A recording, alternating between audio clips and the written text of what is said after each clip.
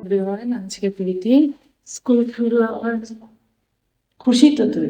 বন্ধুদের সাথে দেখা হলে খুশি হয় না, টিচারের পড়া বলে দুঃখ পায়।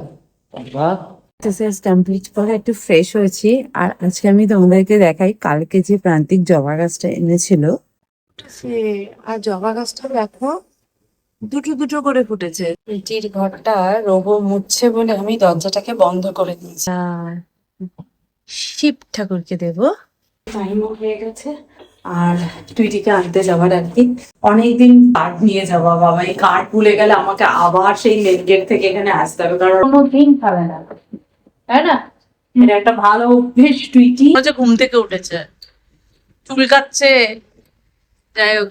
ও ন্যাকড়া নিয়ে গিয়ে স্কুলের ড্রেস মুছবি নাকি? এটা বাথরুমটা এই বানিয়েছি আজকে।